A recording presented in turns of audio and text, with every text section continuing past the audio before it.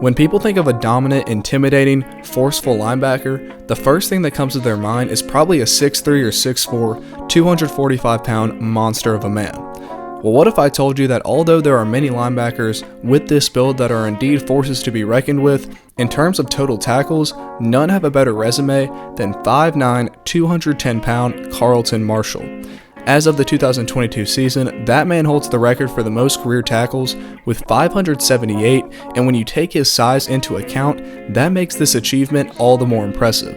In this video, we will go in depth on his story and career thus far, so let's get into it. So Carlton attended McGill-Tulane Catholic High School in Mobile, Alabama from 2013 to 2017. And in the 2015 and 2016 season, which was his junior and senior year, he helped lead his team to back-to-back state titles. In those seasons, he was an absolute force on the defensive side, since in his junior year he tallied 197 tackles, and then in his senior year had 120 tackles. So back-to-back state titles plus over 300 tackles in 2 years is a phenomenal resume for any player. But as you would imagine, these D1 schools could just not bring themselves to offer this man a scholarship because of his size. As is evident from Carlton's situation, it's pretty much impossible to earn a scholarship as a linebacker under 5'10", no matter how good your stats are. But he did not let that affect his mindset and took the next best offer that was available for him. Although he was offered a scholarship to FCS schools such as Alabama A&M, North Alabama, and Alcorn State, he chose to attend Troy University as a preferred walk-on. Before we move on to his college days, I want to point out something special about this guy besides his football ability. In an interview with a draft analyst that took place in December of 2022, Carlton spoke on his mindset in light of people doubting his ability or saying that his size would hold him back. And this is what he said.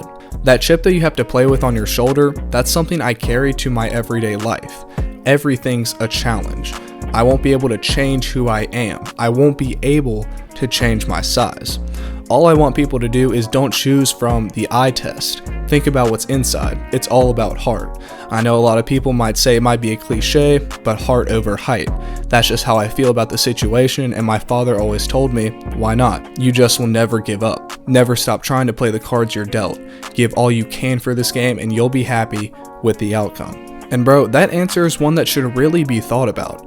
Think about if you had over 300 tackles in your final 2 years of high school and then did not even receive one D1 offer.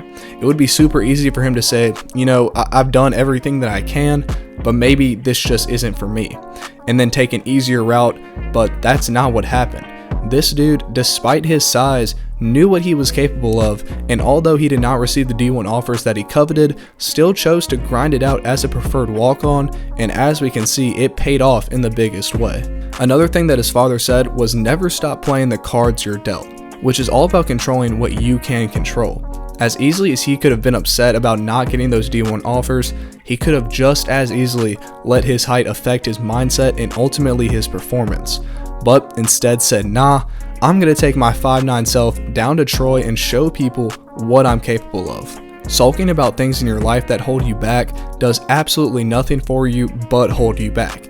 And I believe that Carlton's mindset was the foundation that paved the way for his miraculous career at Troy.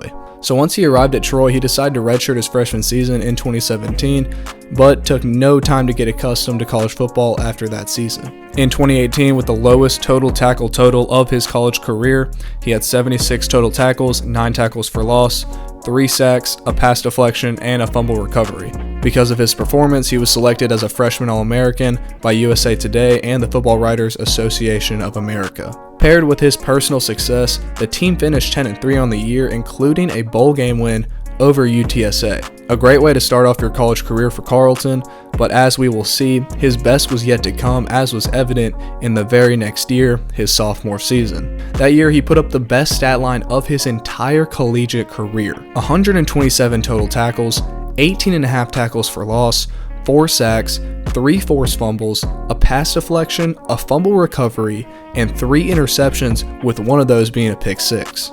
Just an absolute display of dominance by this man. However, the only accolades that I could find from that season was that he was a second-team All-American and first-team All-Sun Belt. I hope that he received more than that, because that stat line is extremely extremely impressive no matter what team or conference you're in.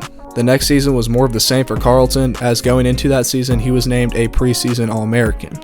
He ended up having 114 total tackles, 10 tackles for loss, 3 pass deflections, a sack, and an interception.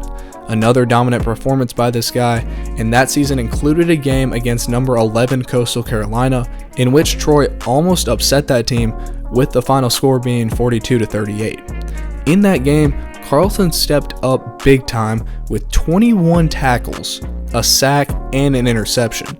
A big time performance in a big time game for that dude, and the difference was only 4 points. Because of his performance that season, he earned Walter Camp First Team All-American honors, as well as being named to the Bednarik Award watch list. Going into the 2021 season, he retained his junior status as the COVID year had been in the previous season.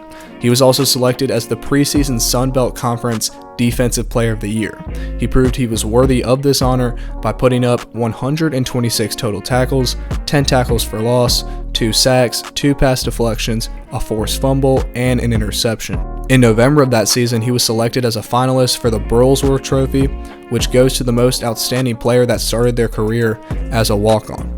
Now, going into his senior season, he only needed 104 tackles to break the record for the most career tackles, which for most linebackers would be a great season, but knowing Carlton and looking at his previous season stats, 104 tackles was nothing to worry about. Well, that's exactly what he did on November 12th, 2022, when he recorded his 546th career tackle. He ended his incredible college career with 135 total tackles, 3.5 tackles for loss, 2 pass deflections, a forced fumble, and an interception. Due to that performance, he was named the Sun Belt Defensive Player of the Year, and something that I forgot to mention was that he was first team All Sun Belt for 4 straight years, starting in his sophomore season. So with his incredible college career behind him and preparation for the NFL in front of him, teams at the next level will no doubt underestimate this man based on his size.